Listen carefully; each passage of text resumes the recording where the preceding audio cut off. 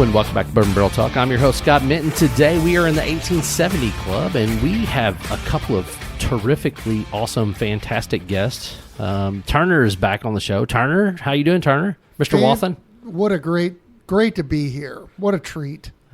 I don't know how fantastic I am today or any day, but dude, I'm pumped to be here. You are one of my favorite dudes in the industry, and the main reason why is because you're enthusiastic and you're a funny dude. And I always appreciate anybody that's got a sense of humor and that's enthusiastic about what they do. And this is the first time I've actually had the pleasure of meeting you, Jordan. What's up, Jordan? Oh, not much. Usually Turner doesn't invite me because I just go real dark real fast, and it makes the shows just really grim. He's also very enthusiastic. So, like, unwound on the books, you like start talking about all kinds of crazy stuff? No, I just say that, the industry's going to hell in a handbasket, and we're all just along for the ride and stuff like that. Yeah, so fair enough. Does that mean we should start with the highest proof? And yeah, right. Just to cut to it right away and then work our way backwards. We should probably absolutely jump straight to the high proof stuff, just so we get Jordan on an even kilter level. Yeah. Hey, and Ferk, we say thank you for bringing 4 bottles, three which were sealed. Yeah. And one is one's a test sample, which I put a picture of it. Is that okay if I put it online? I watched, picture as a test. I watched Turner pull that one. What was it? Right. Last week? Yeah, last Friday. Gotcha. Did you see how small the pour is that he gave you, Scott? That's why I poured my own. Did you? Yeah. Yep. I think my pours are a little heavier than Turner's. No, look at the one to the far right. Turner, man, what's up, dog? You can have more. Fair enough. All right. Anyway, so let's jump in. Like Rolling Fork Spirits, which I guess what is that the front end name? It seems like there's something else. That as the umbrella name. The umbrella name, Rolling Fork Spirits, and then you have 3 or 4 labels that kind of run under Rolling Fork, right? Yeah, you have Rolling Fork Rum. Under Rolling Fork, we have our Rolling Fork Rum. We also have our Lost Cask collection, which is identified as single casks that are over 15 years of age. Then we also have Fortuitous Union.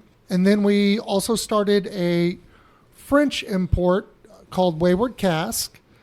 And now we're dabbling into the American whiskey or bourbon space with Bourbon De Luxe. So I've got to ask, you brought that up, and this is, as somebody that is a massive bourbon fan, right? That's where this kind of whole passion project came with the podcast.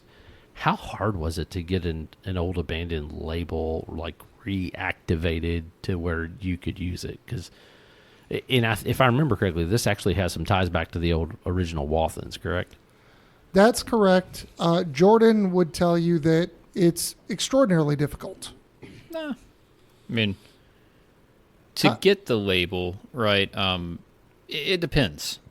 Some old labels are still maintained, even though you think, I haven't seen that in, forever. You go look, and someone's still registering the trademark and saying they're using it. Gotcha. To some degree, people are committing frauds on the USPTO. Like, you actually are supposed to use it in commerce to maintain your trademark. Some people aren't, and they're just lying to the USPTO about it. Gotcha. I'm not going to name names or point fingers, but I found a few examples of that. But, the more upstanding, when they don't use a label anymore, they should abandon it so that someone else can. And so, to their credit, when Bourbon De Luxe fell off of Beam's portfolio, they abandoned the trademark. And so, Turner and I would always look at old Wathen family labels and just see like which ones were available, which ones were in use. Newsflash, most of the Wathen family labels are still in use by a lot of, like Old Granddad and Old Taylor and all those are still well used. Old Overhaul. 100%. What else did you have? I mean, what was the other big one your family had, Turner? Well, I mean, Wathens. Even smaller ones. I mean, Atherton is still in use. Hill and Hill. Yeah, Hill and Hill. Old Hermitage. Sunnybrook. Sunnybrook was a cool one. Yeah. Old Hermitage. I forgot about Old Hermitage. So that's funny. A lot of those are still in use, and have been continuously used since before Prohibition. Bourbon De Luxe was pre-Prohibition as well. It was abandoned a few years ago, and so one day we were just looking. We would look every few months, just what's out there. I guess we were the first people to think, like, wonder what happened to the Bourbon De Luxe label. Haven't seen that in a while, and so we filed the trademark application. I'm an attorney, so I filed the trademark application. So that makes it easier, right? Yeah, you don't have to 100%. go to a trademark attorney and do all that. I was like, I'll take care of it. Right. The more challenging aspect of reviving like a label like that we found was actually the claims that used to be on the front of labels, those don't pass, TTB muster anymore. Right, so like the way they used to write things like original proof or pure proof, or old whiskeys used to make health statements like great for your longevity. Like, so there's always so much you can take off of an old label, and legally like print it on a bottle. Thankfully for us, a lot of the statements from Bourbon De Luxe, are still fine. Like the things we have on the Bourbon De Luxe label were on the original label from the 1900s. So my favorite one was glorious sunshine of 1,000 ages. People are like, where did you come up with that? I was like, I didn't. I mean, some guy in 1900 wrote it on a label, and it's not wrong. Yeah, I was just like, well, that's really cool. And then they also wrote the zenith of possibility and whiskey quality, which again, like, I didn't come up with that. Some dude in 1900 wrote that, and I just thought it was kind of cool. So you say zenith instead of zenith. Yeah, I guess there we go. I always laugh because, we all live in the same area, right? Yeah. You guys are Louisville people. You all are all Louisville people. I'm a Southern Indiana guy, right? So it's like we always have the discussion around Versailles or Versailles and things like that. And then it's Versailles. Yes, 100% is Versailles. In Kentucky. Well, it's funny. My parents, my mom is actually from Versailles. My grandmother lived in Versailles. So I always called it Versailles. But everybody else in Indiana is like, oh, you went to Versailles? And I'm like, no, it's Versailles. So it's always one of those funny things. I grew up in Western Kentucky where there was Cairo. There's a Cairo, Kentucky. Like syrup? Everyone's like, Cairo? Cairo. I'm like, nah, it's Cairo. Yeah, there's one of those in Southern Illinois, too. Yeah. 100%. Yeah. That's funny. There was a bar in Chicago called that, too. And it was fun. Yeah. I'm going way back. By the way, I love the syrup. I've never been to Cairo in Egypt, so... Matter of fact, I don't think I've ever been to Cairo, Kentucky, or Illinois either, for that matter. So, Cairo, Kentucky's a pretty small place. I'd be surprised if you've been there. So back to Rolling Fork, Bourbon De Luxe, all that type of stuff. So I think the first thing we're going to try is the Rolling Fork, and it is the 12-year Brazilian rum, which is I've never seen a Brazilian rum. So our overall concept for what I'm very proud of what Jordan and I have accomplished is we try to bring unique and not readily available spirits to commerce. So we always want to introduce something new and exciting. And we've done that for the past 5 years with rum until we started to branch out into other spirits. But for me, this 12-year Brazil, which is about 103 proof, this is the definition to me of our efforts. This is unique, something that's not readily available, that's never really been brought into the U.S. market. And I'll flip it over to Jordan, but we acquired 6 or 7 casks, and it doesn't sell well, but we are absolutely in love with the spirit. So the nose immediately is just super unique. It's got so much character to it for what I would consider most of the rums that are out there. Like even like when I think of like those agricole rums, like those Jamaicans and some of the ones that are in the Caribbean, right? Like, and I don't know if this is agricole, if this is sugar or molasses or what the base is, but like it's got a way different nose than some of the other things you all have released. In Brazil, I mean, like what kind of restrictions do they have for their rum? Yeah. I'll just take it really high level. This is a strange rum, even by Brazilian standards. The reason being, this is actually a molasses and cane juice base mixed, which you see a little bit in South America. Not, like to your point, agricole style is pure cane juice, or, what you would call like, Jamaica or Barbados is usually molasses. You see a little bit on the South American continent of like blended fermentation bases. I talked with one producer that told me he likes to basically start with molasses, and then at a certain period in the fermentation, he's like, I like to hit it with a fresh cane juice spike to make the fermentation more interesting. I don't know if that's exactly what they did here, but this is a mixed base of molasses and cane juice for the fermentation. Is it pot still, I would assume? This is column. It's got a yeasty, almost texture to the nose, even. Like, it's weird. For me, the other oddity of this one is there is 4 years in an Amberana cask in here. Brazil, that is a relatively popular aging vessel in Brazil. You see it more popularly in cachaça, which is the Brazilian sugarcane spirit from cane juice. Correct. This doesn't qualify as cachaça because of the molasses and other things. When I say it's a column distillation, the other oddity here is I don't know exactly, but I'm guessing they weren't running like a 50 or 60 plate column like we would expect in whiskey. And you see this as well in Armagnac. Like, there are smaller column stills that are 6 or 7 columns. Yeah, I was going to say 5, 6, 8, 10. Yeah, so it still leaves a lot of the body of the spirit. It's not nearly as efficient as, say, like what we would expect, when you walk into like a large bourbon distillery or a large rum distillery running a column. A large rum distillery will have a 50, 60, 100 plate column. This, my guess, based on the flavor profile, was that this was not like a very large, 50 or 60 plates. It was probably a smaller, like 5 to 10, which you see especially in Armagnac. Yeah. And for barrels, are they using what we consider standard here in the States? So this started its life in Amburana, which I would say is atypical for the States for sure. Usually, it's not unusual for Brazil. After 4 years, it's local. Yeah, after 4 years, this was rotated into whiskey barrels, so Jim Beam barrels, for another 8 years. So that's why the Amburana, it's not real prominent. It's very subdued, right? You once I said Amburana, you guys were like, yeah, I got a little hint of that, but it's not like the Amburana cask finish. Yeah, when I think of Amburana, I think obviously cinnamon toast crunch. Yep. Like I think Yep. of like that cereally, like super cinnamon and like Yeah, so. When I tell people there's Amburana in here, they can kind of be like, I kind of see that, but it is very, very subdued compared to what you would associate with like an Amburana cask finished whiskey, where the Amburana was the last barrel. Yeah, I would say this is more like baking spice than that traditional Amburana where you get so much cinnamon. What I like about this one especially, because we bottle everything, most of these stuff at cask strength. So cask strength on this was 106 proof, which, of all the barrels we got, they were all very low proof. My personal belief is that they were not distilling to that high a proof, which supports the, smaller column still. Yeah. And also makes me think they were probably taking more aggressive cuts into the tails to maintain flavor. Yeah. Which is, it's funny when you talk to whiskey distillers, they never go under 100 proof. Right. Right. Whereas in rum, like if you talk to rum distillers, like that's where the flavor starts. It's like that range between 90 and 100 proof or 40. And it 45 to 50. It would not be uncommon with how hot it is in Brazil for it should have gained proof, right? So you're very right. It probably could have came off the still at 95, 97, and then gained up to this. Yeah, I would say. So this was aged in Brazil for 4 years, and then it did 8 years in Europe. Right. So. When you think European aging, like when we say Europe, the continent, it is really think Scotch style aging. Right. More moderate, damp, which will drop your proof too. Yep.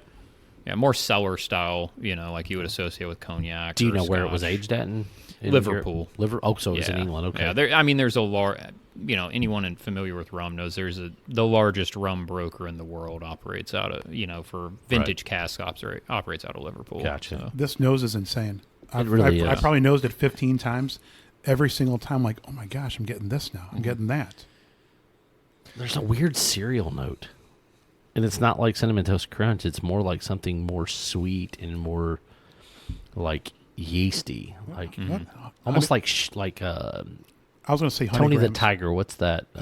Frosted Flakes. Flakes. They're great. It will open up the more that you let it breathe. Yeah. You can put this down for 10 or 15 minutes and walk away and come back, and you'll get a completely different flavor profile as to what you started with. What I love is also, when you think about, for whiskey people, when you drop proof a lot, typically you get thinner and thinner, but with this cask strength, 106 proof 53, it's still really viscous. Kind of coat your entire mouth for a 53%. That's very surprising. Absolutely. This finish it's amazing. It is really good. It's kind of heavy and it's thick, but there is so much sweetness that's there. And it's not like a sweet word, it's almost sticky. Yeah. But it's a chew. Oh, yes. There's very, a chew very to it. chewy. Yeah. Yeah. I don't want to move on. Can we just keep on talking about this one? You're not going to find it. There's no other U.S. importer or producer that are actively trying to bring this to market. Right. And I think it follows our credence or our efforts that this is the storyline of what we've always wanted to be, is to try to introduce unique and exciting opportunities that otherwise would never really hit the U.S. market. Right. Yeah. And it's funny. So, like, I remember just trying different things from you guys where I've bought it, whether it be at Total Wine or a Single Barrel, or I've bought stuff from Silbox, different things like that. Like, some of the things that you all get, like some of the Barbadian rums, which I Barbados, whatever, but those things are just crazy. Like, they're just so good. They have so much complexity. I'm less a fan of Jamaican, which I was surprised because of that heavy agricole. Like, I feel like the juice that comes off that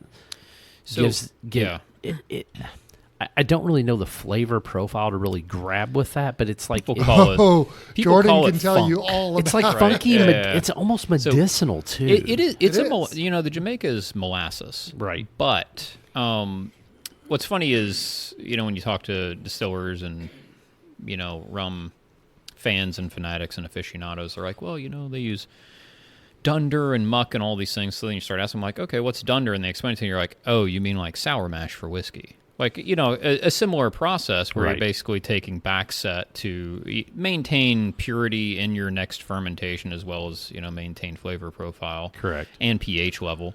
Now, muck is a very different. You probably wouldn't see that in whiskey. But muck is essentially dunder that has been aged in pits as well, while maintaining certain bacterial strains. So what you're getting in the Jamaican that you may not be a huge fan of is Jamaican rum has a pretty high concentration of flavor compounds that come from bacteria. Gotcha. Okay. Right. And that's intentional. Right. Like, they're masters of managing that balance between yeast, right? Because yeast wants to eat sugar and make alcohol. Correct. Most bacteria wants to eat alcohol and make acids and things like Yeah. that. Heavy esters. Yeah. Yeah.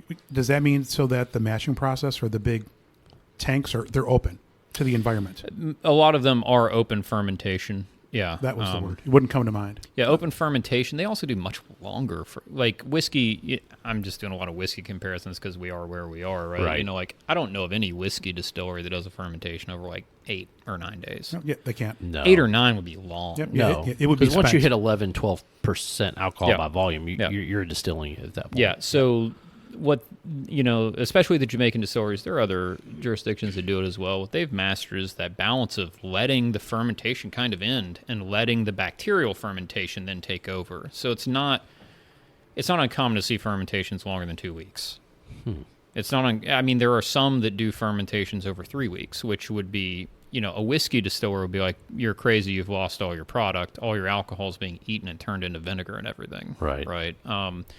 Whereas for Jamaican rums, that's kind of the point.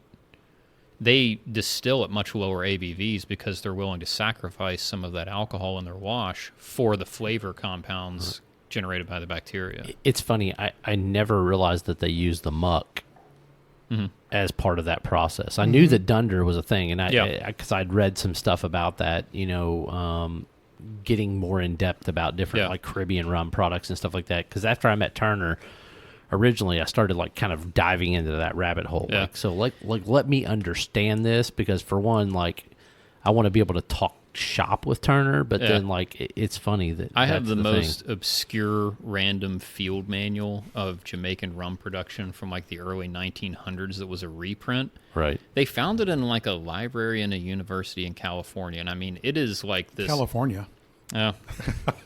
Who knows what? It was a Department of Agriculture thing. Right. And so, they were just trying to understand. It was really, the first part of it's written from the perspective of like, okay, we're making, we're growing sugarcane and yield on sugarcane, and like, what should we do for the, for effective growth of sugarcane and harvest and keeping, yields up. But then the second half is like, okay, now we have all this sugarcane, what the hell do we do with it? And it's wild. This chemist went to Jamaica, and it must have been years, where he would work with the distilleries and they would get together and run just the most insane tests, like what bricks should we, he did a test where he probably had like 100 different bricks starting points. Yeah. Just like increments of 1 bricks of like, what the wash should be, how much cane vinegar. So they also let some of their wash turn to vinegar and then reuse that to adjust pH levels as well and introduce bacteria. When you say reuse that, is it going in at the end, I guess, or when is it going At back fermentation. in? Yeah. Really? It goes in at fermentation. Yeah. So it Stresses part out of the the beer. yeast. Yeah. So in U.S. whiskey, we use sour mashing to create a synonymous flavor profile. We use it as a method to create a standardization so that bottle, wherever it is, you know what it is, you know how it tastes. In rum, we use sour mashing to accomplish something completely different. Yeah. Sour mash adjacent process, Yeah. like something similar. I think their strategy is more in depth. The thing I point out to people is like, if you think about the wash of rum, it is really like the bioreactor of life. It's sugar and it's water and it's at exactly the right temperature. Whereas when you think about whiskey, you have grain in there and you have starch and you have to break down the starch. So with the solids of grain, it's just a different process than fermenting, a molasses or a sugarcane juice wash. There's very little solids in there. Maybe they throw in some sugarcane stalks for yeast, but it's just kind of a different process. The temperature swings are more like to heat up a mash, takes a long time because there's a lot of solids in there. Right. Or to boil a mash for distillation takes a long time. Like a sugar wash or a molasses wash or something like that is just a different animal completely. Huh. I'm surprised they're actually boiling, but go ahead, Brian. So is there a reason why the U.S. doesn't do rum, create its own? Or my favorite, I've got two. Look, there are really solid American rum distilleries starting, right? Like it's a resurgence. You've got to love that. I appreciate that smile too. There are some distilleries that say we make a rum, and it's like, cool, what do you do? And they're like, we go to Costco and buy sugar. Right? I'm like, well, And then you meet, shout out to the Porch Jam guys in New Orleans. Highly recommend everyone try their product and go visit. Porch Jam? Porch Jam, they make Cherami rum. They drive a truck out to a sugar mill and have a direct pipe of fresh cane juice off of the sugar mill. Okay. They fill up a tanker. They start fermentation. They pitch their yeast on the way to their facility, which is 45 minutes from the sugar mill. Because like I said, sugarcane juice is the basic components of life. Right. They told me, they're like, if we don't start our fermentation, something else is going to start. Right. I mean, it's just the perfect pH, perfect amount of sugar, everything. And the temperature, it's already warm. Yeah. Yep. No, I can 100% understand that. So they started in the truck on the way. Man, they make some great cane juice rum out of Louisiana. Huh. I think them and then Oxbow in Louisiana as well is making, again, so Oxbow controls their sugarcane growth. Yeah, they have their own estate. Gotcha. And they make molasses and cane juice, but again, they're digging deep into an area that may not result in immediate financial gains, which I can respect a lot. They're doing it because they love the product and they love what it can do for Louisiana, and I think those are the people that in the long run will build their niche. So how do they age it? They use ex-bourbon. Our guys at Porch Jam, shout out to maybe my favorite distiller, Zeno. So Jason Zeno at Porch Jam, he makes Cherami. Right. He came from Jim Beam. Gotcha.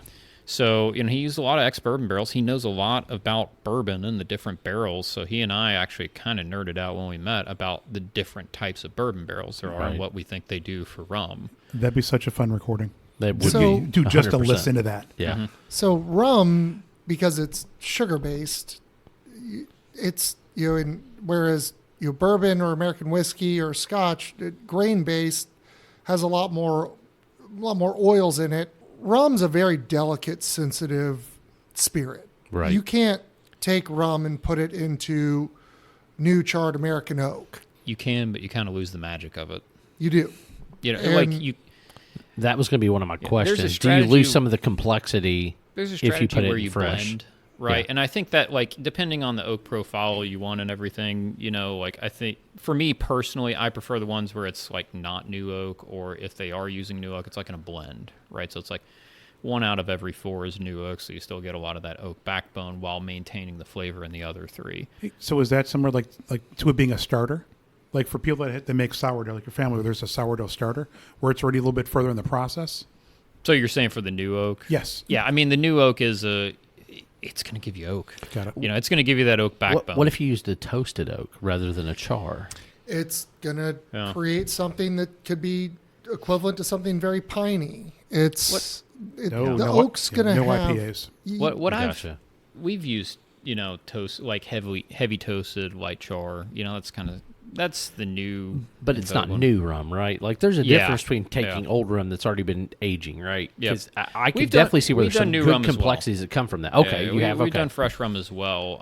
For me, the toasted does open up the vanilla more. Gotcha. Right, the really heavy toast, like when you've had Woodford Double Oak and things like Right. that, or Old Forester 1910, and you get that big cream vanilla note. It's like, Yep. after going through all these barrels and seeing what they do to the same rum, I'm like, oh, yeah, I understand where that note comes from now. It's from Right. the toast, that second toasted barrel. Correct. Yeah. Okay. I was just kind of curious how that went. Yeah. So we could nerd out on rum all day. We could. But I'm gonna tell you what, the nose on this Wayward cask, this Armagnac, is crazy good. Yeah. It is straight up a fruit bomb. So tell us a little bit more about this one. So we are at the Starlight facility, which is operated by the Huber family. And Ted Huber, well, he will admit that he's more of a brandy fan than he is a bourbon or a rye guy. He loves his brandy. And we have an import permit. And one day Ted said to Jordan, it'd be really cool if you guys could import some French brandy. And Jordan loves a challenge. And I wanted nothing to do with this. Oh my God, this is so good. Wait, so you're saying is that you This were is, interested, but you didn't want to put any more work into it on It's your the work. behalf? We Man, already it's so can't much sell work. rum. Yeah. Why are we going to go to a more esoteric product when we can't even sell rum? He's actually right. Like, I love He's like, shit. Armagnac. But Oh my like, God, I love the yak. It's one of those. What's the song by the Faces? I wish I knew what I know now when I was younger. In hindsight of all these things, we should have just bought my MGP with everyone else. But I mean, 8 years how are ago. you all not Yeah. selling this like because nobody's tried it, right? Yeah. Like that's the problem, no, right? No. It's nobody wants it How do they not want this? So- This is delicious. because Here- it's not corn. Well, hold on. Turner's getting grumpy. No, it's that damn last name. Well, yeah. I've actually thought. It's not high corn porn, so therefore they don't want it. Look, We don't put cool stickers on our bottles. We don't. do- I mean, we can put a cool sticker on Yeah. there. here's my deep thoughts while drinking on this topic, and it's kind of, I don't know. This is my hypothesis, but who do you guys think our customers are? Just off the top of your head. I mean, honestly, it could be a mixture, right? Like it could be people that like myself that we love bourbon, right? Mm-hmm. But I'm okay with bourbon adjacent products. So things that have been aged long time that have a little bit more oomph to it. So Mm-hmm. barrel strength, cask strength, that type of stuff. I would also see it as being people that are from Europe, right? Like people that are in America that are Europeans that understand what Armagnac and Cognac is and how it's been made. The problem is Americans, when they think of brandy, they think of brandy. And a lot of brandy here is just straight apple, straight this, and it's not a lot of complexity. When you get to European brandy, which French, Yeah. Hungarian, whatever you pick your poison, right? It's a totally different flavor profile. It is, yeah. And I think that's the big thing is when you educate people, they have to understand where the complexity comes from and then how things are made. Most of these are probably in French oak casks, so they're like there's just a richness and a depth of flavor that comes out of these Armagnacs and Cognacs that don't come out of American brandy. Yeah. Yep. And for me, like brandy was being from Chicago originally. I drank brandy when I went up to Wisconsin because that's what Yeah, they put. dude. Because that's what they put in an old fashioned. Also, when we were out ice fishing, we were drinking brandy. Yeah. And it wasn't until I had a. Well, how from they start- make their old fashions out of bourbon. Yes, Yeah. they do. Yeah. Hey, and so I tried to order Armagnac one time. They looked at me sideways. They're like, You know how many distributors have turned us down in Wisconsin? That's insane, really? So Yeah. I want to give the front door. shout out to my kindred spirits in Wisconsin. Those dudes drink. Yeah. Those dudes and ladies drink. Yes. Oh, 100%. I saw a stat where it was like the top 40 drinking by capita, or top 50 drinking by capita counties in America. Are all in 40 of Wisconsin. them are in Yeah. Wisconsin. 10 of them are like Yeah. in Michigan and Minnesota. Yeah. So it's also like, cheaper. Like their tawny bars are amazing. Yeah. So that's number one. So what you said about our customer base is what I thought for like the first 8 years of our business, but that's actually not the answer. Huh. Our were customers This is the dawning and the revelation and the sadness. Our customers are actually liquor buyers for stores. Sorry, I So get excited. yeah, our customers are the liquor buyers for stores or the distributors that want to carry us, right? Whereas we think, oh, we're going to sell to all the connoisseurs, but like, no, the stores are going to sell to the connoisseurs. We Right. have to sell to the store. Gotcha. And Okay. so our uphill battle in selling rum or selling Armagnac Is getting distribution. isn't finding the connoisseurs. The connoisseurs know what it is. Right. It's finding the distributors and the retailers that want to dive into that space. So let's talk a little bit more about that. So where are you all currently distributed? We are in 19 states plus Canada. 19 states plus And Canada. we also direct ship through rollingforkrum.com to over 38 states. Gotcha. So the 19 states that you are in, are they all mainly Midwest, or are they like South, No, Midwest, everywhere? we just cover pockets. Gotcha. And we've got a corner of the East Coast. We do have the Midwest, including, Illinois, Indiana. We had Wisconsin for a second. I think we are also victims of the market I would call it restabilization. Gotcha. I wouldn't really call it a huge downturn, but the market restabilizing. And we're in the West Coast as well. But our footprint does cross north and south, east through west.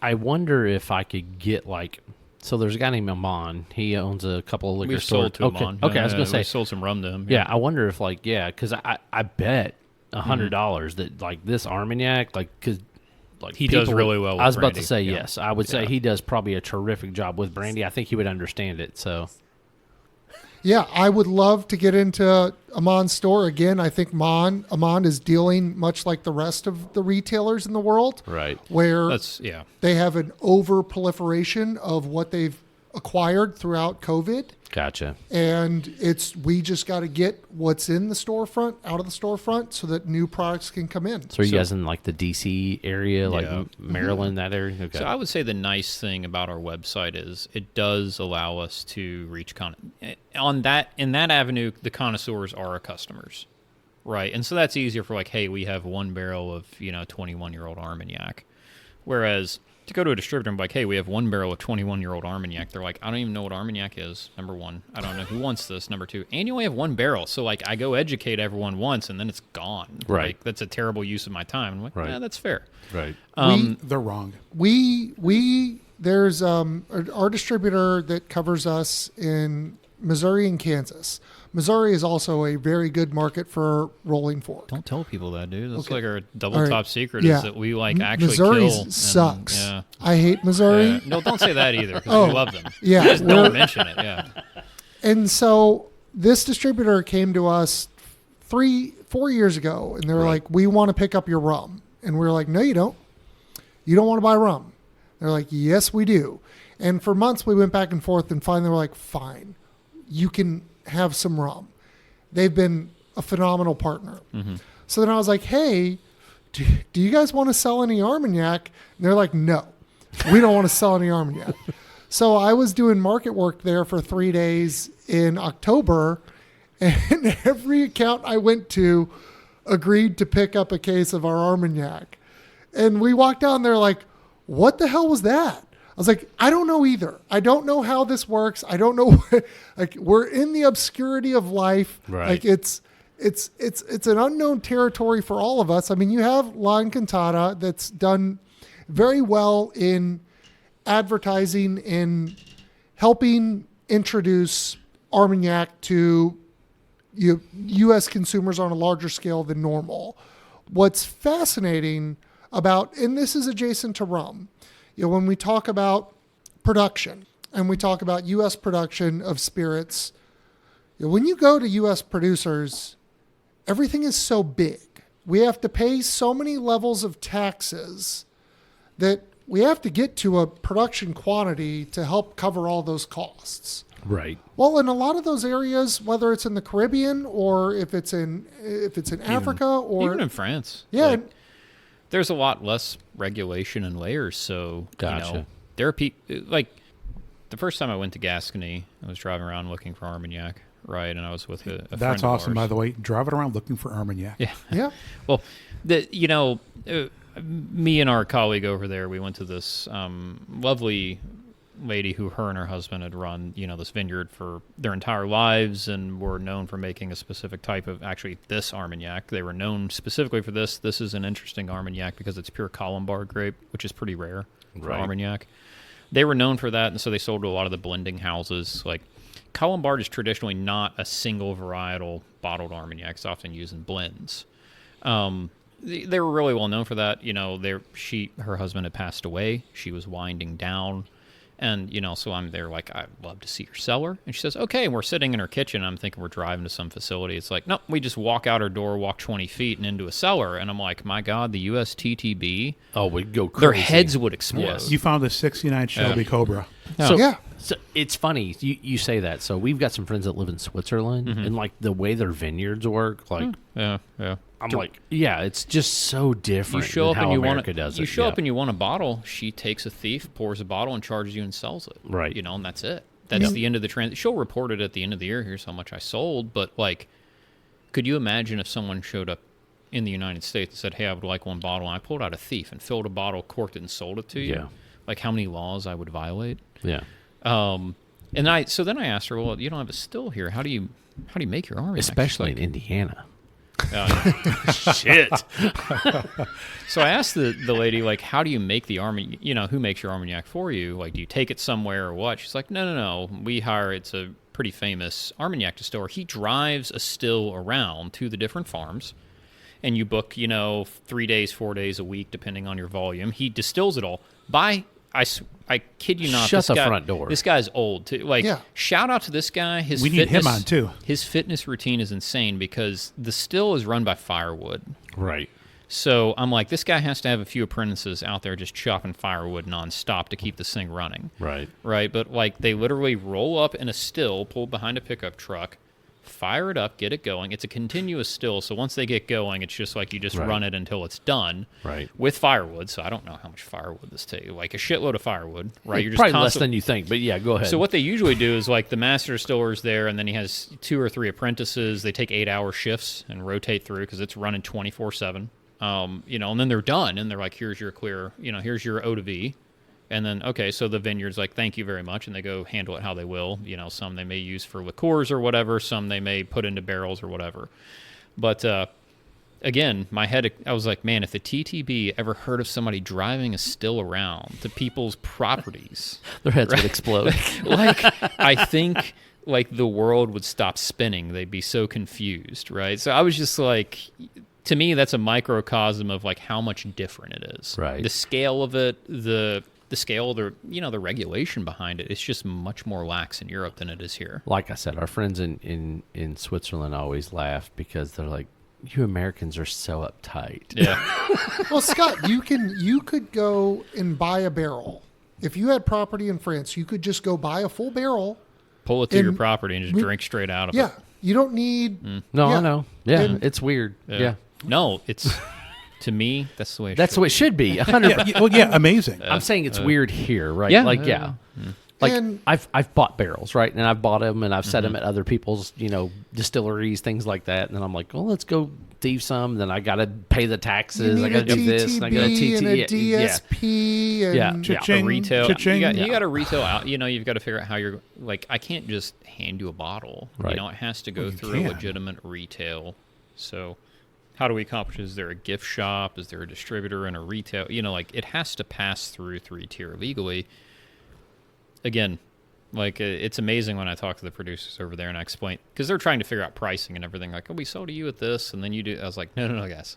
You sell to me at this. I sell to a distributor at this. The distributor sells to a retailer at this. The retailer sells to the customer at this. They're like, Yeah, their mind's blown because Well, it's they're a like- 3-tier system. well, Yeah. they're like, oh, this is crazy. So that's how it is all over the United States. It's like, no, it's actually different in every state. So, it's not just that there's even one 4 way. tiers. Yeah, it's like it's 50 states, and like a lot of them are similar, but I wouldn't say any of them are exactly the same. Right. What I appreciate about this endeavor that Jordan and I are on for the Armagnac and the Calvados under Wayward Cask is this is the romanticism that we advertise in American whiskey. the portrayal in the stories that we tell in this is Yeah. it. Yeah. So the history is genuine. The history is genuine. It's long, and it's incredible when you get there. It's not old great grandpappy's journal that was found 15 years after he passed away, stuffed in the attic. I'll show you guys a picture, but I went to one cellar, and I visited their house, and they said, "Would you like to have our house Armagnac?" I was like, "Oh yeah, that sounds great," And so I assumed they were going to pull out an XO, a 10-year or something, kind of their house standard Armagnac. They pull out a bottle and set it down. I'm looking at it, and it says 1889 vintage, and I'm like, well, this is just a bottle you've reused. They're like, no, this is 1889 vintage from that grape vintage Armagnac. And I was like, why do you still have this? And they're like, we give every visitor a little bit of a nip. Like, we're not pounding this. I was Gotcha. like, oh, that's fair. And so they told me the story. They were like, Bet you did. the producer's grandfather, he was like, when the Nazis were invading southern France, they were drinking everything. They were drinking all the wines, all the Armagnacs, everything, straight out of the barrel. So all the producers, they bottled as much as they could, and they hid them. And so they're like, this is the farmhouse of our family for generations. When we went to do renovations, there were bottles of this stuffed in the walls of the house. That's where grandfather crazy. had bottled it, before the Nazis invaded, and hid it in the walls. And so like every time we renovate or anything, there's always a chance we find another bottle of this, and that's why we call it the House Armagnac.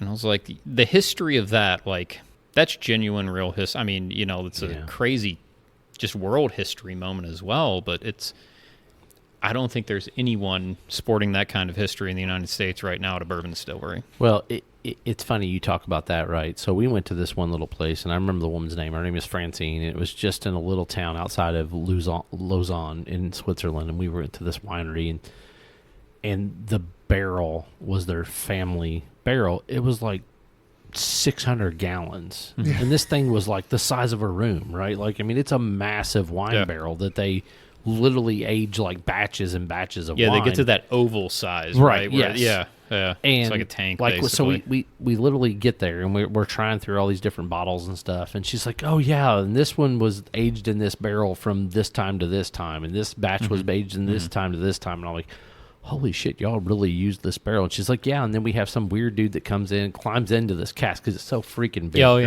yeah. It that has sounds the like doors and everything, right? You can climb Right, in, yeah. That sounds like Strange Brew. Yeah. And So you recorded in Wisconsin. it's so weird, but it's crazy how Europe does things so differently than the United States. It's So romantic. they plan, like, sexy. the way they plan for things is generational, Yeah. right? The way we plan for things is quarterly. Fair enough. All right, next Fair enough. paycheck. Yeah, next paycheck. Yeah. And we pay people weekly here. All right, Bourbon Deluxe. Yeah. As Jordan said, the trademark became available.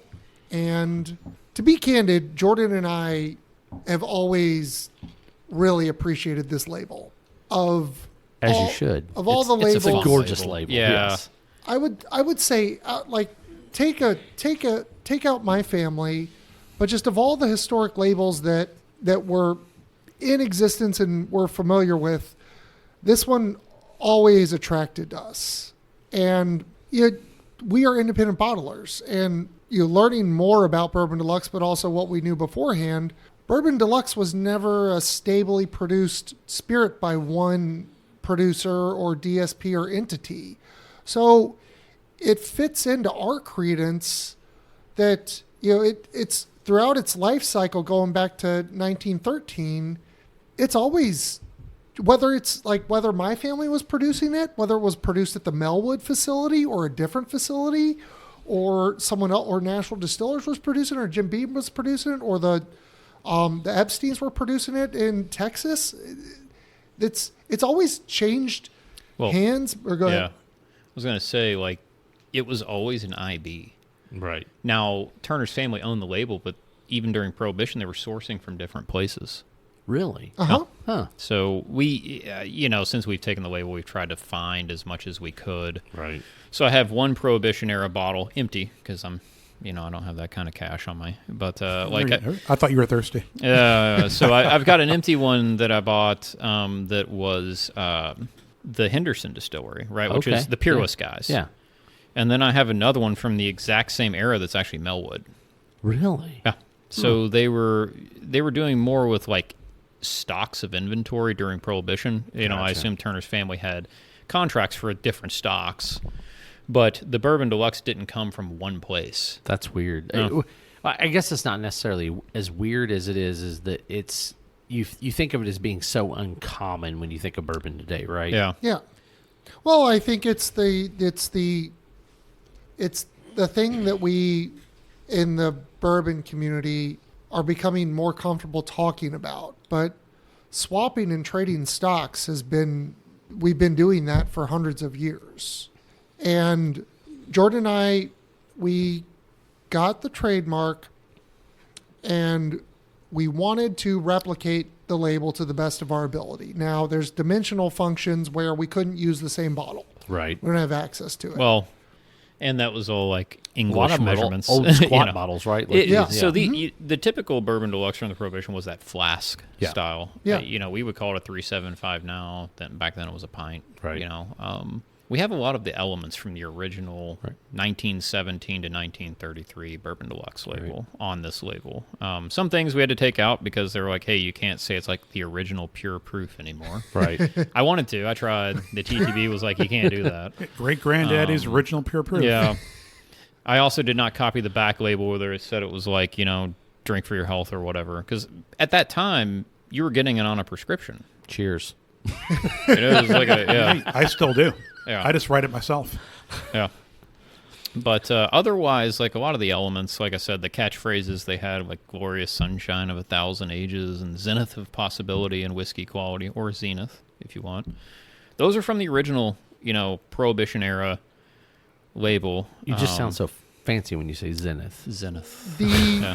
You know, as an entity that is our background's in bourbon country, but we always started out with, we never started with bourbon. But as an entity that wanted to do something like this, Jordan and I always knew that we had to have Kentucky straight bourbon. We wanted to replicate the label to the best of our ability.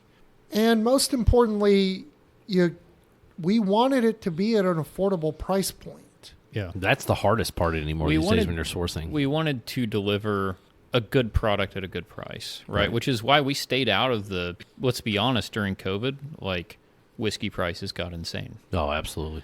And before COVID, it was, you know, like Kentucky, like sourcing an 8-year-old Kentucky straight bourbon for a reasonable price where you could put it on a shelf at a good price was difficult.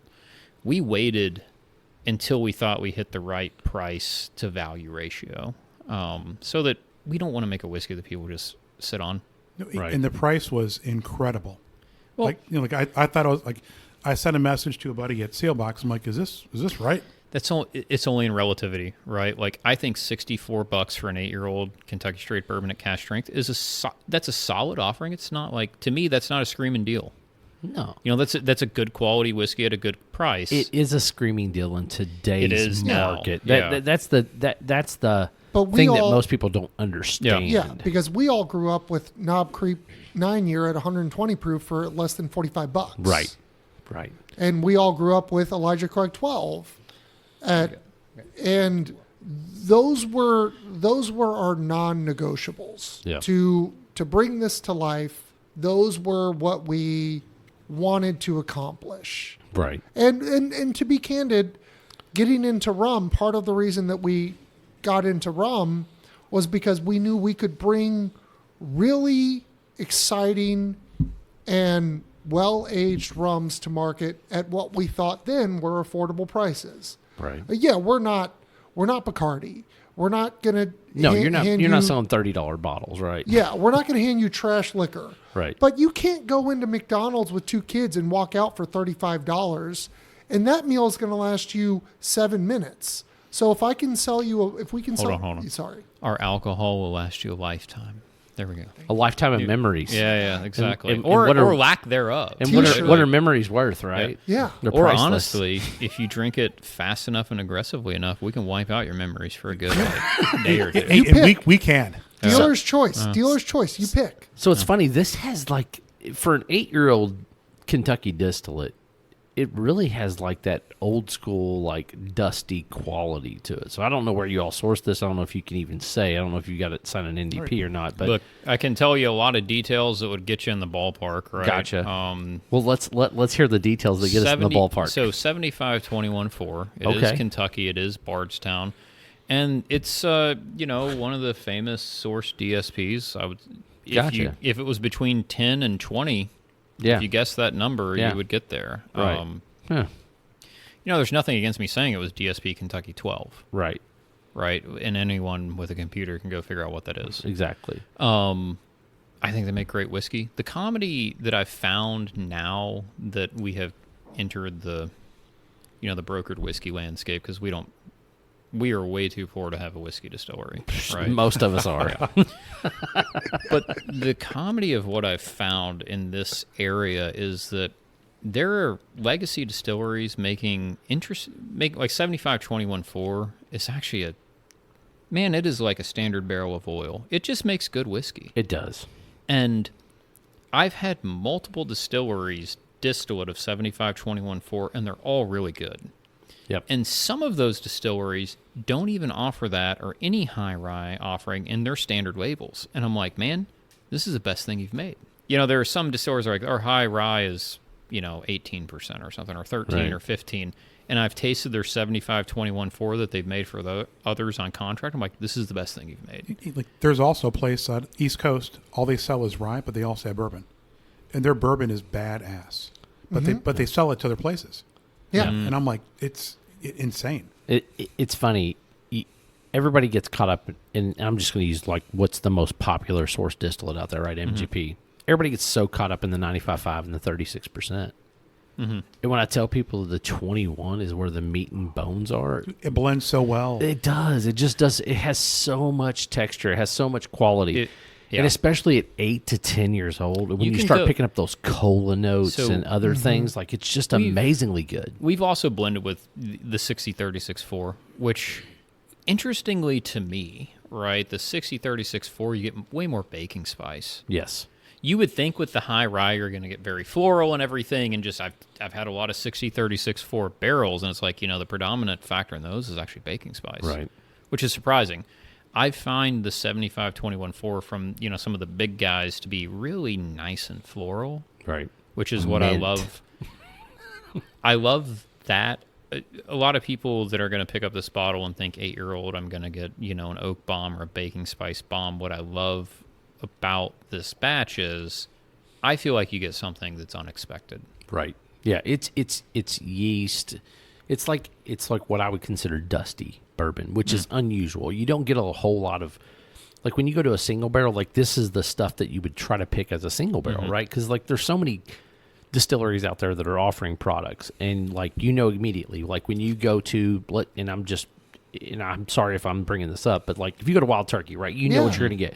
You're going to get Do baking not apologize spice, to us for bringing up Wild Turkey. And you're going to bring rye and all these different things, and you're going to get some floral notes, things like that, right? Like that's traditional turkey. When you go to Old Forester, you're getting bananas and fruit. Bananas Foster. Yeah, exactly. Yeah.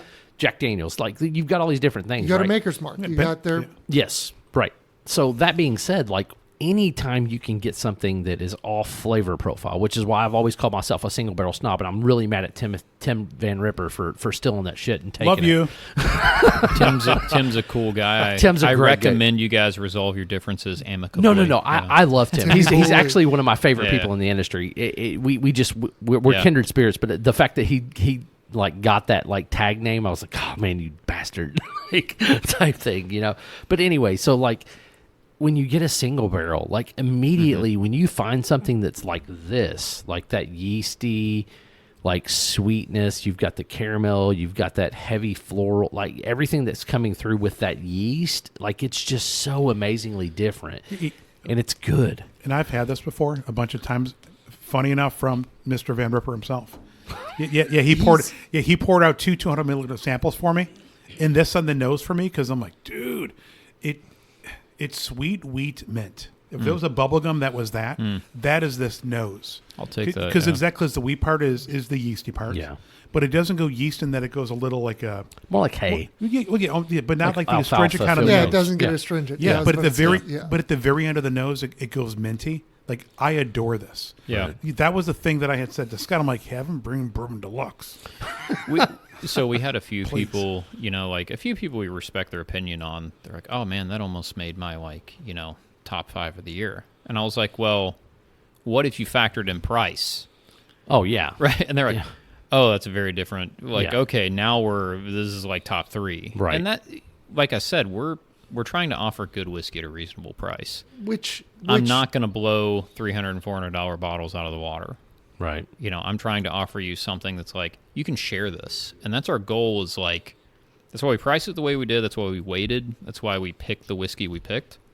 It's because we wanted people to drink this and not look at it. Yeah. So you mentioned it's not going to blow those out of the water. I think if you do this as a blind compared to those really, really expensive single barrel It would releases, rank really well. like I love blind tastings. Yeah. Even if we go back one to the Armagnac, if you were to pour a cognac, an Armagnac, and a brandy and have people blind it, I think it would fare so well if there's somebody that spends time with it. Yeah. There was, and this doesn't relate to any of the products on the table right now, but we did a blind tasting at a bar in Louisville, and someone asked if one of our Barbados rums was a wild turkey, and Jordan and I just high-fived each other. Yeah. And I could see that where that would be the case. Barbadians are so weird. Those rums are just like so different than typical rum. It's a pot column blend. Yeah. In rum, you either have pot or column. Right. And there's a lot of reasons for that. You can go back to colonialization and a lot of things in the industrial movement, but in general, you either have pot or column, and the pot column blend, what we like to coin is that's the gateway drug for bourbon drinkers. 100%. It's a good middle direction. If I throw a bourbon drinker a bunch of Jamaican, they're not going to know what to do. And they most likely are not going to enjoy it. And if we throw a bourbon drinker a lot of high column, like 30 plus plate column stilled rum, which is made for an industrial purpose, they're also not going to know. You're not going to appreciate it. Yeah. No. Like, we think the big misconception on rum, especially in the end, we're getting there with Armagnac and Calvados as well, is that people, their opinions on rum have been formed from rums that, in the U.S. Now, other parts of the world, they're way more informed on rum. But mixers, when you say in the U.S.? They have, they're like, they've got 2 or 3 brands that they got torn up with in college that didn't go well, and they're like, I don't like rum. Right. It's like, well, yeah, that's like getting torn up on, a flavored whiskey. You got tore up from the floor up. Yeah. And you mix it with Diet Coke. Well, Yeah. see, and the advantage of the whiskey category in bourbon is, like, flavored whiskey is a different category. Right. So you get torn up on a flavored whiskey, you don't immediately associate that with bourbon. Right. The challenge of rum is you get torn up on a flavored rum or a rum with a lot of additives in it, that's still a rum. Right. And so you just take the entire category of rum and say, I don't like rum. And so, our big premise, and I think you said it earlier with Bourbon Adjacent, is we just think people haven't tried interesting rums. I so agree. Yeah. It's only been 4 or 5 years since I bought my first bottle of rum that was more than $50. Mm-hmm. And when I poured it, I had people that come over, and I poured it in different style glasses. Mm-hmm. And there was 4 pours in total. 1 was rum, 3 were bourbon. And nobody said anything about that particular one that I poured that it wasn't a bourbon. They had no idea. Mm-hmm. Right. Because it went bourbonist, except they had all that inviting sweetness. Yeah. Well, not to mention that, but like there's tons of things that are out there, right? And I think if more and more people would open their mind to what the possibilities are. Like I've even had a couple of like the Papa's Pilars type stuff that were actually fairly They're good rums, fine. right? Yeah. Now they're weird blends and stuff like that, and a Sugar lot of them are a bombs. little bit more sugar bombs There's or a lot of or- sugar there. Yes, Yeah. and I think they probably add some of that stuff. But like, I don't think people understand that. Like, if you drink good whiskey, it's easy to appreciate good rum or good cognac or good Armagnac or good. That's- Yes, right. I'm kind of sad you didn't bring the Calvados because like those are one things that like I like when I think about Calvados. I've had so many whiskeys that were finished in Calvados barrels, and I was not a massive fan. but I could see like there was interesting. there was a flavor profile that I could say like I wonder what this tastes like by itself, and I've never had a lot of Calvados to be able to say X, Y, or Z. This is my hard take. The hill Here I'm we willing go. to. This is the hill, the rant I'm willing Here to we die. go. On. All right, So, and I've had this discussion with a few distillers, and that's fair. They're like, yeah, you're right. Okay, so you see all these people doing Calvados finishes or Calvados cask aging, Right. and then you go and see the actual production in Calvados, Right. and you're like, there's physically not enough production in Calvados to make all these barrels. Right. So how can you make 1,000 barrels that are Calvados cask aged, or even 5? Like literally, probably the production of Calvados is under, 3,000 barrels a year. Oh, really? Yeah. Okay. So everyone advertising Calvados cask, what they're actually using is a 225-liter French oak wine cask that has been seasoned with Calvados. Should you say Shut allegedly? the front door. Well, no. Hear me out. Oh, no, I'm not saying that's a bad thing, but you do have to ask what. It's like sherry, right? Right. They do the same It's thing a with fortified sherry. wine, right? Yeah. Well, no, but like sherry cask, Yep.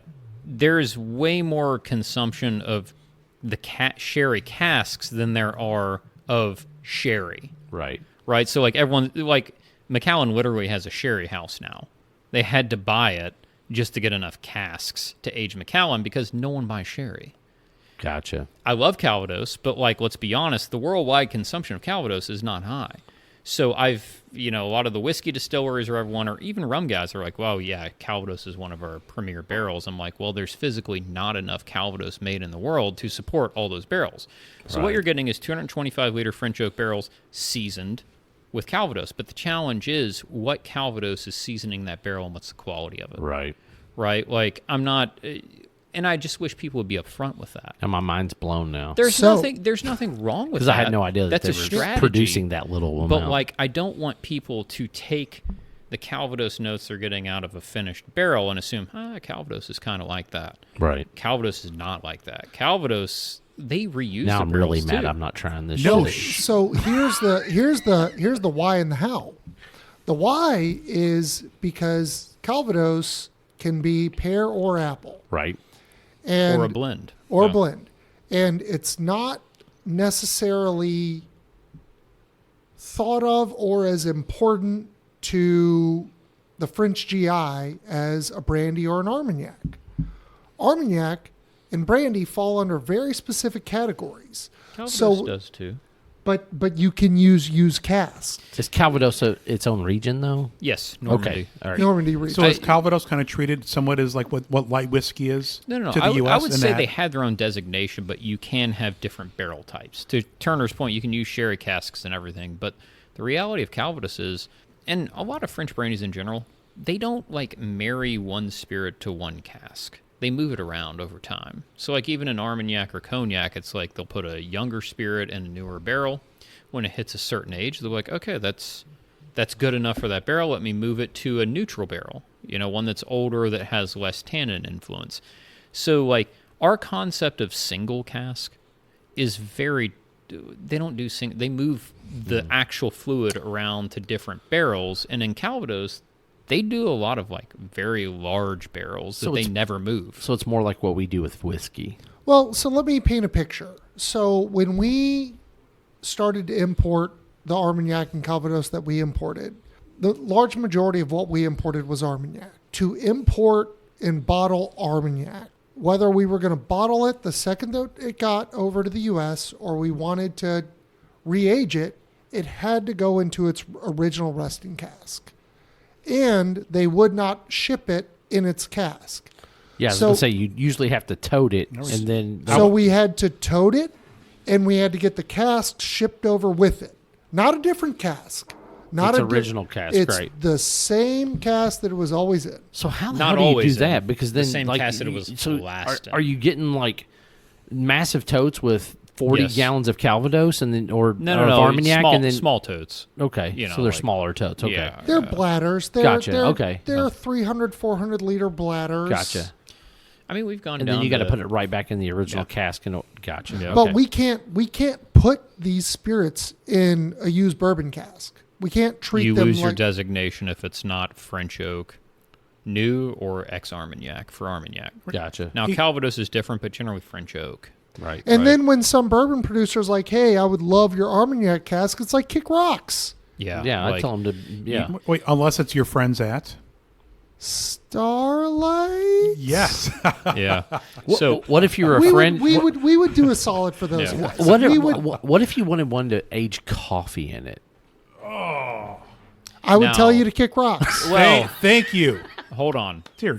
Shout no. out! Shout out to my guy John Stave Bean. You're Yeah. awesome at He shout makes some outs. Waddle. frickin' mean. He does make some mean coffee, yeah. Maybe my like I've had a lot of barrel aged coffees. Right. I've had a lot of terrible barrel aged No, coffees. 100%. John's barrel aged coffee They're is solid. amazing. Yeah. Stave and Bean. So anyone listening, no. definitely get. I give John So, a lot of props. We gave him Is John local? Yeah. Uh-huh. We gave him a rum cask, and he was like, yeah, man, I'll give you some coffee in exchange. And I was like, cool. I thought it'd be like, a few pounds of coffee. Bartering. He gave you like 30 pounds, didn't John brought me 30 pounds of coffee. I was like, Yeah. so I just started, I was like, Turner, how much coffee do you need? He's like, I don't know, like 5 pounds. I mean, how much coffee he? does one need at one time? Right? Listen, if you're me, Yeah, it's yeah. a lot. All right, well, I'll hit you up next time. But like, John is like the coffee Santa Claus. Yes. Yeah, Or- drive so drive down to Peerless and ask Yeah. for the guy with a half buttoned shirt, and then He's got And a cowboy hat. he's got the barrel aging on dial.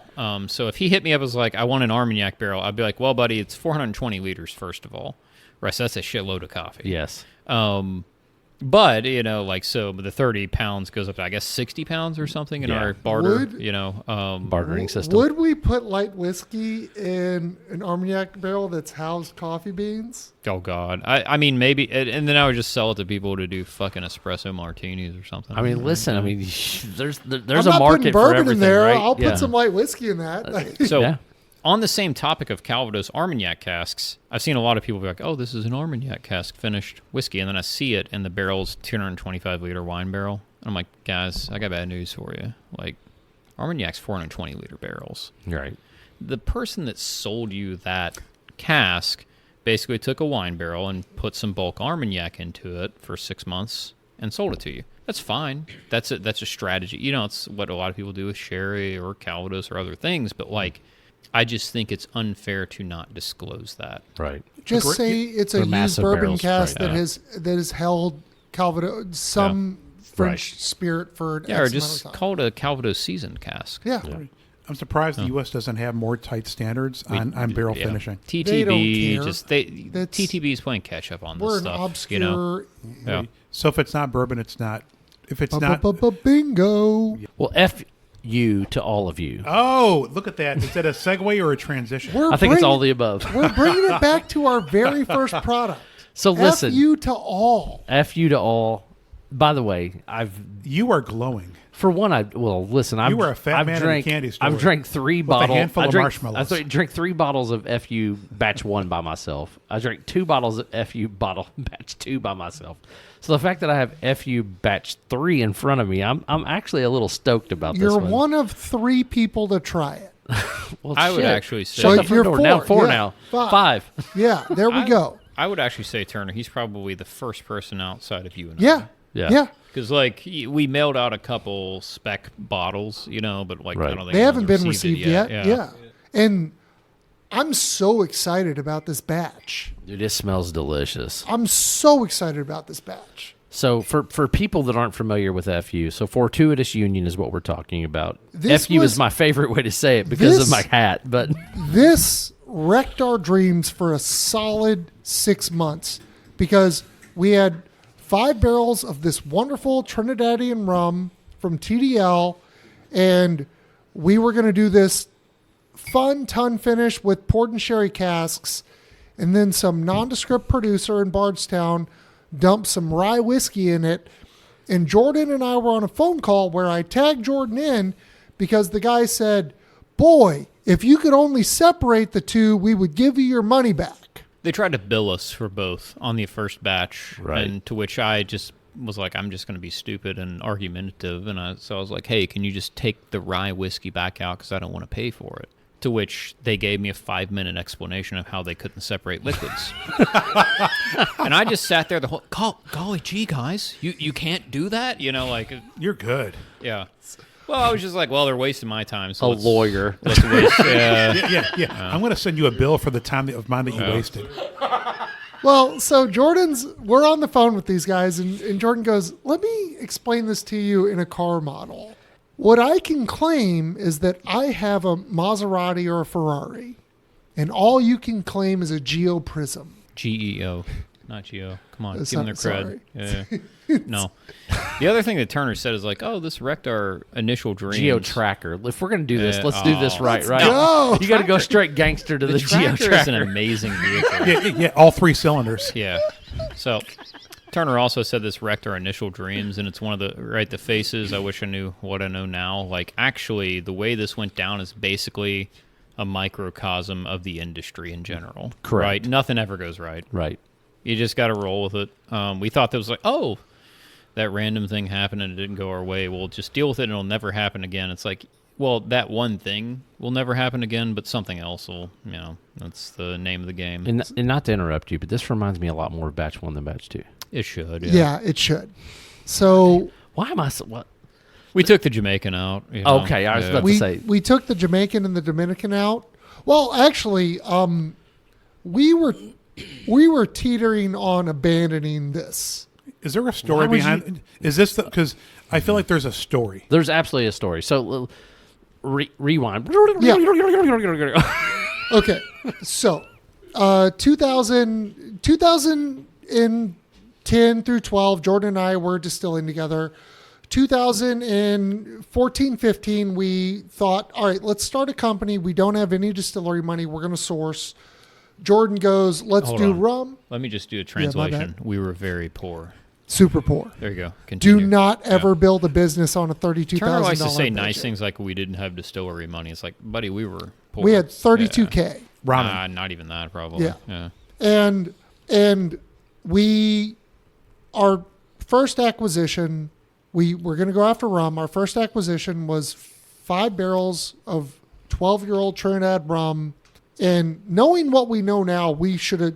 There was one that was amazing. We should have just bottled 5 single barrels. We should have. But we came up with some stupid process, and we contracted everything out. And Jordan at this point was living on the West Coast, and I was here, and we were at the facility because we were going to do a blending batch. Well, we were going to move it to a new set of barrels. I think it was port casks. Yeah. Yeah, Yep. port casks. So We were we gonna were do going to the go from port. like bourbon rye to port. And when it got dumped into the dumping tank to then get pumped into the port casks, it went up 1,000 pounds. Now, I don't know if you guys know how math works. I actually thought we defied Newton's laws. You never add yeah. volume. So when you go from 3,000 to 4,000 pounds, Something happened. something happened. Yeah. If there's additional volume, there must be additional. The scientist in me said that Newton guy was pretty sharp. Yeah. I don't think he was wrong about this. Yeah. So E equals MC squared. I'll save all the details, but there was another gentleman, Larry Rice, the proprietor of the Silver Dollar, and at this point, I was emotionally, internally melting down. Would the word be effed, like in your mind? Yeah. Larry, because he didn't have this long-winded vested interest, it could fail and he would be okay. Not to disparage. Well, Turner, yeah, he was a disinterested third party, right? It's like, Fair enough. We might as well try this shit, Right. like it Yeah. happened. Like, Yep. let's see what happened. And so Larry and I went out to the parking lot and we tried it, and I Pause. Hashtag parking lot pours. hashtag Continue. parking lot Oh, There we pours. go. So a group that I'm in. Yep. Shout out to Blackout. Yeah, And We have a horse named Parking Lot Pours. parking lot pours. shout out to Blackout. Those are our, hey, we Do- love you guys at Blackout. But whatever you do not bet on parking lot pours. All right, I'm not going to get involved in that part. Jordan's a member at Blackout, and Larry No shit. Go ahead, Larry. and I started trying this in the parking lot, and we immediately called Jordan and goes, we got good news and bad news. Bad news is we fucked up all the rum. The good news is we have to come up with a whole new product. Pause. Okay, hashtag fucked up. Keep that in mind. Keep going. I'm just adding commentary. That's at this fair. point. I got this. I've heard this story, so I know what's happening. Yeah. Hey, so so you mentioned Larry Rice. Coincidentally, I text messaged the new proprietor of the Silver Dollar, Brian Downing. I'm like, you have got to meet these guys. They have some really, really cool stuff in front of us. One of which we're one of 5 that have tasted it. And he's out of Mexico. All right, You know I'm what? done. Sometimes you got to go to Mexico. I get it. That's what I say all the time. Yeah. Yep. So back to, hey, We had we already have a good problem, bad problem. We had already pumped money into the label. We had already picked the bottle. We had already done everything to make rum, and we had to pivot. And this is where Fred Minnick comes in. And Fred is a wonderful gentleman, one of our friends, and we're like, Fred, you should try this. Pause. Hashtag the ascot. Continue. And I feel like we're being like AI recorded because it'll add all that in there. Yeah, I am AI. So. Fred goes, this is amazing, but you're going to have to label this as a distilled spirit specialty. So should I give an aside here? Yeah. People are now asking what the fuck is a distilled spirit specialty. Hashtag distilled spirit. Let me tell you, it's basically. You I know, love where this has gone. I so do. in the it's so exams natural. where it's like none of the above, that's what a distilled spirit specialty is. So if you meet none of the classes and the the standards of identity for a class of alcohol in the U.S., you basically meet the distilled spirit specialty. Meaning, would that also be an RTD? I like to call Nope, it nope. hashtag yo mama. actually, an RTD might technically be a distilled spirit specialty as well. Yeah. It's I just mean, it like would. Yeah. if you go through the list and you meet none of them, they're like, well, fuck it, you're a distilled spirit specialty. As long as it's distilled spirits, right? Which the genius, side note, random soapbox, the genius of some RTDs is they're using super neutral wine as their alcohol base, which then gets you into the wine class, which is fucking genius. Is there There a you go. percentage of it that has to be that? No, you just take super neutral wine and use it as your blender to get your ABV up. You're not a distilled spirit. So in states where distilled spirits are regulated, but beer and wine aren't, you're a Boom. wine product. So hashtag loophole. Oh, yeah. Hashtag Yeah. loophole. Yes. How many hashtags are we going to have on this episode is all I know. 19. We haven't even gotten to tariffs yet. So, And I will set the timer for that one. you're going to want to set the timer, yeah. And I love this, by the way. This is what it's about. He always tells a story, and so I've just decided to hashtag it along Right, the that's way fair. That's for- fair. yeah. And let's be honest, Turner goes a little slow sometimes. We got to move him along. We do. Speed up. Fast forward. We had this conversation about a Ferrari to Civic. It This did GEO not. tracker we It settled did on. not yeah. end amicably. Hashtag or shout out to R.I.P. Steve Thompson. KAD were fucking gents to us. Absolutely. So KAD, we mean Kentucky Artisan Artisan Distillery. Distillers, yeah. Absolute Yeah. gents. KAD is the reason that this brand exists. They pulled us out of a pickle. Bottled. and Yeah, they we- bottled our first We never fortuitous this union. this Yeah. never would have been bottled. We would have been in a legal knife fight for 7 years. We would never have a brand if Steve Thompson didn't save our ass. Yep. We will never say, like, I don't know if I could say enough nice things about the KAD crew. Yeah. Yeah. Absolute gents. Do you feel like you needed a circus seal, old Steve, for that? I mean, Oh, yeah. Pour one out for, like, an absolute legend. Fair and, enough.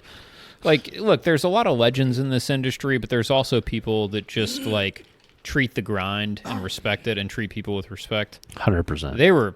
He was an absolute gentleman to us. It's funny how the camaraderie of the industry has been so gracious to so many people in some certain situations, depends, right? And it does depend, yeah.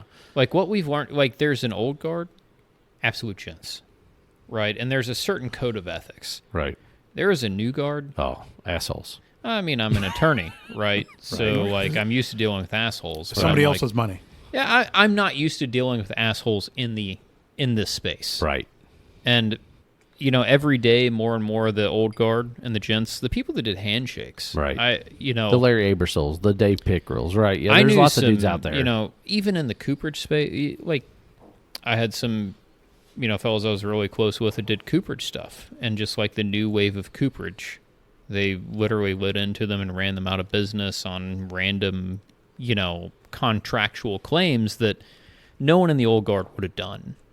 That's just not the way business was done. Not to get on a soapbox, but like with the expansion and the, you know, more money being made, there is much more, like, I hate to say it, but litigation and argument in this space than there used to be. So thank you to KAD and to Steve Thompson, and we were able to bring this oddity to life.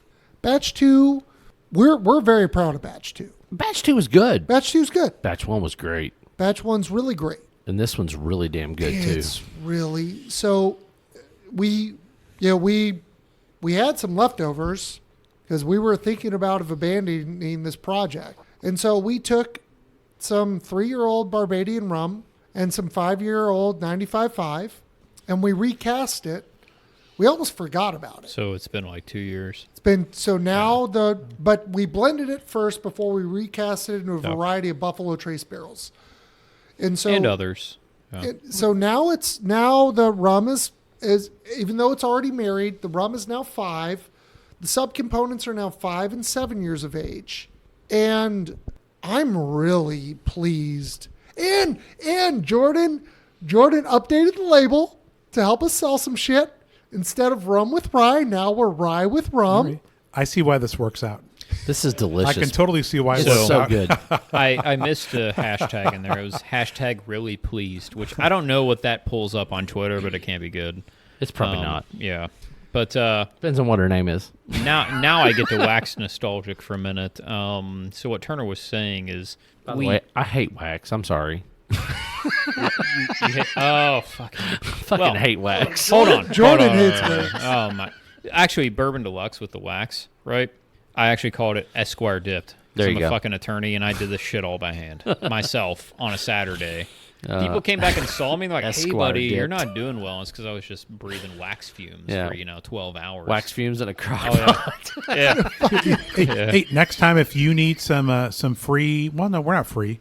We could be bought with beverages. I had people offer me, but I was like, man, I don't want to expose anyone else to this. No, hey, we're here for you. But, we're here for the long haul. We Dude, want to be this is like for fire. No. It's so good. It's so much. It's So good. I had a buddy walk it's in and be just like, how are rum you and doing? rye. It's like, It's you've been not- back here by yourself. And so I was just like, I was high as shit off wax fumes. I said, by myself? That other guy was pretty funny. He like looked around. There's no one there. He's like, oh, shit. Jordan's high as shit right now. on wax. Yeah, wax and other things, right? fair enough. Yeah. Really? Yeah. Well, hey, man. Anything to pass the time. So, yeah, with Fortuitous Union, the first batch was a pretty classic rum with MGP rye whiskey. Second batch, where it got a little interesting, was the Jamaican rum. Right. Which, if you look at the totality of the blend, there wasn't that much Jamaican rum in the blend, but man, did it really shine in the overall flavor profile. It did. There was definitely a medicinal quality that came through on batch 2, and it was still delicious. But it's like, weird, but that Jamaican rum was not more than 25%. Really? Yeah, It was 18%. It was 18%. And so of the I tell people, overall- I was like, I learned a valuable lesson here. Like Jamaican rum, like regardless of how you blend it, it will fist fight its way to the top. Yeah, that makes sense. So batch 3, we were going for more of that classic, like, I actually think, like, the classic rum you get from Barbados and the rye whiskey actually blend really well And together. I love Barbadian rum. The more and more I've drank some of your stuff, like I found that Barbadian or Barbados rum is just, it's got so many weird characters that marry into what I would say is really, really good for a bourbon adjacent product. I don't know that we'll always go with Barbados and MGP, but we're going to try to stay in that flavor profile lane of the more classic, like sweeter, barrel-driven rums. Right. What we like about this brand is it for us, it's the fuck around and find out. Because we forgot about these casks for a while. That's fair. Like, they were just sitting there. And I was like, holy shit, Jordan, this is good. He's like, I don't care. I was like, we're going to bottle this. He's like, fine, I'll print labels. Hey, so is the around, is that spelled UHROUND? Is that where the FU comes from? It should be. Well, I mean, Fortuitous Union it's a mistake. So it's a fuck up. Right.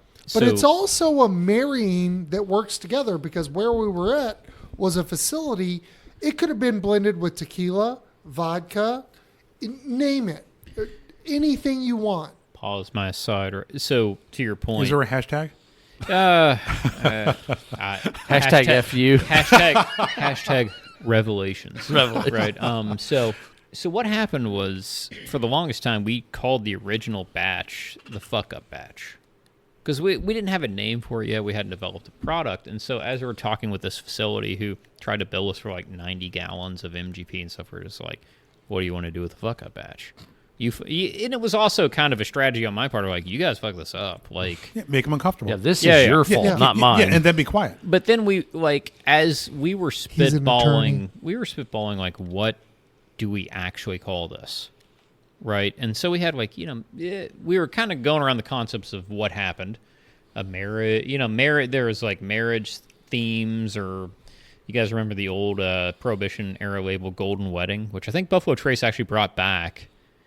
Which I don't remember that one, but No. go ahead. it was a rye. Gotcha. Right. Fair So enough. yeah, Is wedding, that a potential marriage. future label for you all? No, Buffalo Trace brought it back, and honestly, I vetoed it at the time because I was like, it's too much like Golden Shower. So I was getting ready to Thank say you. that. Yeah. It seems very. I It's won't just- say where, it's- but it seems very. it's yeah. it's just. I don't know if this is like a PG-13. We're not going to get It's invited not. back. All right. This is 7. This is after 7 ounces of delicious. But anyways, other people have decided to proceed with Golden Wedding, and good for them. We did not. We did not for The obvious folks, reasons. the fine folks at Rolling Yeah. Fork did not. No, It's a vintage label. But imagine the sticker you can put on the back of it. Oh my God! That's yeah.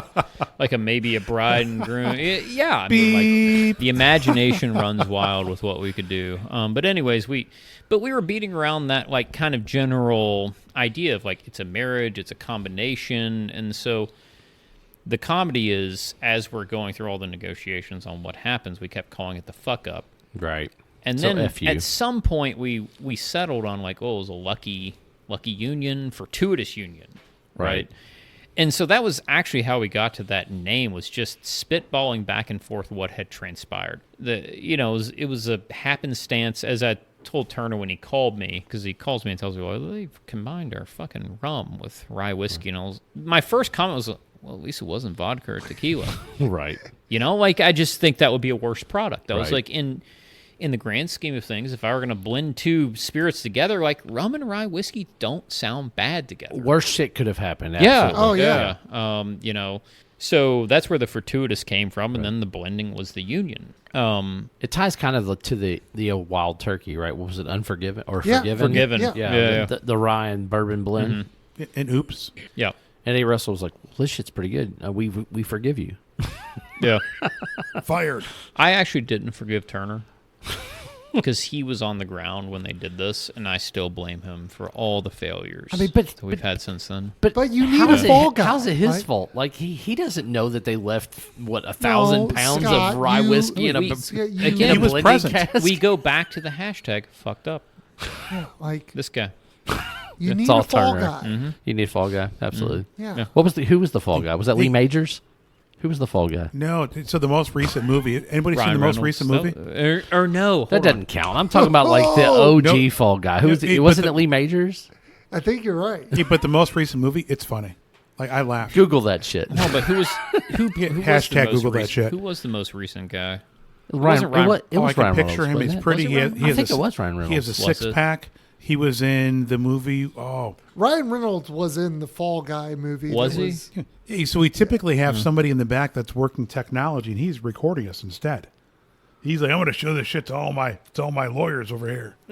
There's a grab bag of When people Indians. ask what we look like so that they can throw stones at us, he's like, I got you guys covered. Yeah. Fair Here you go. enough. Here's these You know, fuckers. I got a face for radio. That's why I do it this way. Bingo. All right, it was the guy in the Notebook. So Oh yeah, it got the Ryan guy. Gosling. Dude, God. Yeah, blonde hair and Ryan and- Gosling. Let me just put it Yeah, out there. the Ryan six-pack. Gosling. Dude, hey, you Man. look a lot like him. I wish. Who does? Yeah, I wish. Who? Jordan? No. Yeah, you need to get your glasses checked, my man. Yeah. great. Oh. Cut. Just record. That's the only episode. All we Like, need can is we that market snippet. that somehow? Yeah. Yeah, thank you for coming to Bourbon Barrel White Talk. We're the If you could just repeat that to every day you see within the next 1,000 I was about to say, miles. how many chicks are we going to have to say that to get Jordan happy? Honestly, if you Yes. could call my wife and tell her that would be great. Let's get her on the line. So we we have 4 barrels.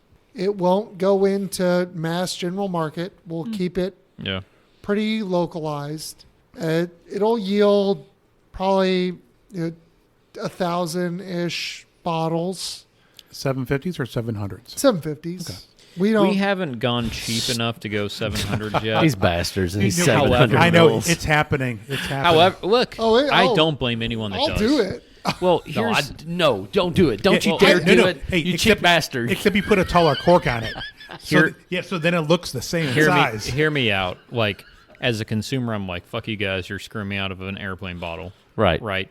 But on the other side, where I'm a producer now, I'm like, yeah, to only order 1 bottle to sell to everywhere in the world, I totally get that. Yep. Right. I commend you. Like, there is a certain beauty and simplicity in Europe, Canada, U.S., everywhere, 700 mil. It makes sense. If we were ever to move, we don't have the logistic capacity. But if we were ever Or to mental. move, We're not that smart.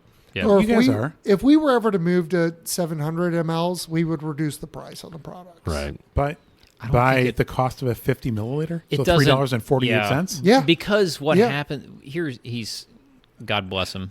I know. But He's what so happens nice. is you do more bottles, so your costs. Like I've talked to producers who do it, they're like, my costs are honestly about It's the same per right? bottle." Exactly. Yeah. You're getting the You exact get same. more bottles, Yes. but you're paying more in bottling right fees. because you got to hell the labels. I mean, Yeah. So you're paying for the bottle, You you're gotta paying for change the all label, your you're yeah, paying the for the cork. label. Yes. Yeah, Oh, it's like- horrible. But the labels are going to be, I guess the labels can be the same size. Because very Yeah. seldom when you see one that goes Yep. from top to bottom. Yep. Oftentimes they're 2.5 inches at the bottom of the bottle. So if they want to add a little Yeah, what's the it's- word that I call it? A little, I call it a drag tag. Horrible word. That says like the bottle number and the this and the that. Oh, sub-label. Yeah, sub-label. yeah. We call it a Mine is sub-label, way more yeah. cool. Split label. I like Drag drag tag. tag. Oh. Hashtag drag tag. Yes. Yeah. I'm not Hashtag allowed, drag as the proprietor of Hashtag. it's not allowed. Jordan's not allowed in Yeah. that. That's right. Thank you, Jordan. Yep. Thank We got you. we got Hashtag vetoed. vetoed. At best, it would be hashtag split label. Yeah. Hey, and when you said a split label, my first Wild thought Turkey was, 12 Wild year. turkey 12 yes, years. yes. That are the Dude. old, those and the old cheesy gold foils. Oh my god. Turkey So 12 Oh, year I split wanted label. the gold so bad. Jordan goes, "Yo, you want the fucking gold foil?" Yeah, It's the like, cheesy yeah. gold Yeah, foil. yeah, 100% you CGF. want. That CGF, shit's baby. good. Yeah. Yep. Oh, I- the best again- of the Kentucky legends. Let's be honest. The donuts. The donuts. Yeah. Man, all right. Sorry, For we fear, digressed. for fear of ruining my own secret corner of the market in whiskey, because like I don't have enough time to drink enough shit anymore. Fair but enough. like the best deal in vintage booze and whiskey is pre-2005 Wild Turkey Kentucky Spirit. Oh yeah, 100%. The old Fantails or Yeah. the turkey bottles, whatever you want to call Pre them. Yep. 2000, you want to hit the 2005. You want to hit the dark Yep. smooth top, Yep. dark stamp top, and backwards. This is the best fucking whiskey you can buy for bang for your buck. Yes. Right? Because like, do I love 8101 more? Do I love Split Label more? Do I love CGF more? Oh yeah, that's great shit. But Cha-ching. like, You can't find it, and the price Wild is Turkey, crazy. the Wild Turkey Kentucky Spirit dark stamp top, you can get that for 100, 125 bucks. Yeah, secondary. Yeah. Honestly, like $60 on the shelf, $50, $40. Yeah. And it is not 1/4 of the whiskey of those other ones. And if you're in Idaho or like, I don't know if it's really out there, Oklahoma, you might find Yeah. that shit still on the Oh, it's shelf. still there. I used to find it. I'll be honest. I used to find it all over the place on the West Coast. Right. I 'Cause was no about one to say, cared. yeah, once you get out west, Yeah. it's crazy. You know, I always laughed shit up until 6 years ago. You had to get like north of, you had to get south of Seymour before anybody in Indiana cared about anything Yeah. other than Canadian whiskey. Like, it's crazy. I'll admit I'm the guy that cleaned out most of Indianapolis. So You probably were. It was evidently I've it was got- me and you. I've got some wild stuff from Indianapolis. Yeah. All right, yeah. I'm stocked up in Fantails. Yeah. I'm good to go. Yeah. There we go. All right. Well, fellas, I want to be respectful of the people that let us use their space today. We've went way longer than I thought we were going to go. But anytime I get with Turner, it's always a fun time. And Jordan, dude, you've been awesome. I greatly appreciate your time. I never have fun with Turner, so this is news to me. Well, there you go. Yeah. I thought Jordan brought the heat. I thought he did too. He brought some good stuff today. I appreciate that. I probably made someone mad with the As you Calvados should. season barrel thing. So, So yeah, I love it. so I for apologize to anyone cranking out 10,000 barrels of Calvados finished. whiskey. Yeah. It's not real. Yeah. But good for you. I can see the remorse in your face. I need to try the Calvados. You need to figure out a I'll way get- to get I'll me get some like of that. real I stuff. gotcha. If I have to go to the hill, I'll go to the hill. We'll We'll figure make it something out. happen. What the hell? Yeah, the hill. I listen. I live in Indiana, so it's only 20 It's minutes a for hill. me. It's a hill. absolutely a hill down Knob Road. Anyway, if people want to find Rolling Fork Spirits or Bourbon Deluxe or Wayward Cask, what's the best way for them to find it?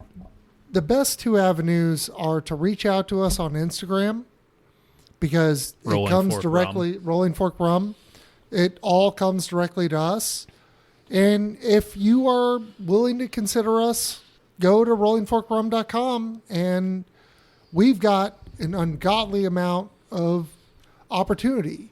And honestly, if you want to argue over random esoteric spirit items, also Rolling Fork Instagram, I will argue with you all day on very random points about alcohol. I just want to argue with with Jordan for a day. dude, feel free to. You know. By the way, your all's reels are absolutely hilarious. Like the Christmas one you all did when you all were like in different outfits laying out and stuff. That shit made me just I almost died laughing every time I saw it. We were shooting for the vibe, and you guys feel free to tell us we failed or succeeded. It was like J.C. Penney Christmas family Dude, like Christmas photo. I was gonna say awkward Christmas photos. yeah, That's my exactly wife- where I was going my for. God, my wife late gets it 80s, every early single 90s. year. Yeah, 100%. I appreciate it. It made me laugh. I enjoyed it. My wife was mad as hell and my wife's mom loved it. That's fair. My Wow. wife, Dude, that's just, a win. My That's wife just absolutely shook a her win. head and said, "You guys are idiots," and I was like, Yeah, that's kind that's- of a that's- given for the course, you know." I would have just Sexy told her. and I know Fair it. enough. Yeah. Fair enough. We are idiots. Yeah. Who gives We a are. shit? That's you married me. You knew this shit. That's when kind you of. got into I it. went the direction of you married me. Yeah, you What said does I that say do. about you. Yeah. Not I duh. STBY sucks to be you, bitch. I didn't say that to her because I Good wanted call. to remain married. I mean, He's been married a long time. Listen, I've been married so long, I don't even look both ways when I cross the street.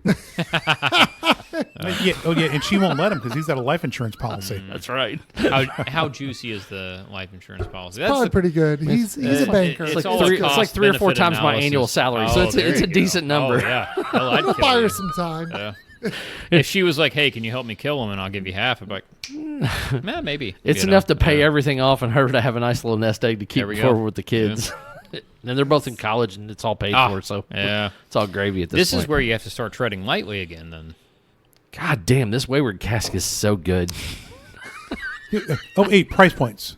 Yeah, price point. Let's talk yeah. that. Yeah, price points. The Brazil, 12-year-old Brazil, we sell it for at around $100. The 21-year-old Armagnac, we sell for under $130.